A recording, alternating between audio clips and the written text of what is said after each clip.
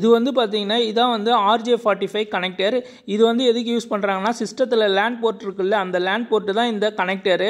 இதை வச்சு தான் நம்ம வந்து ஃபஸ்ட் எடுத்தோடனே பார்த்தீங்கன்னா இந்த ஈத்தர்நெட் கேபிளை வச்சு நம்ம வந்து இது போல் கட் பண்ணோம். கட் பண்ணிவிட்டு இந்த வரிசையில் நம்ம வந்து இந்த கலர் வரிசையில் தான் நம்ம வந்து இது பண்ணோம். RJ45 போர்ட்டில் இந்த கனெக்டருக்குள்ளே வச்சு இன்சர்ட் பண்ணி அதுக்கப்புறமேட்டுக்கா நம்ம வந்து கிரிம்ப் பண்ணோம்.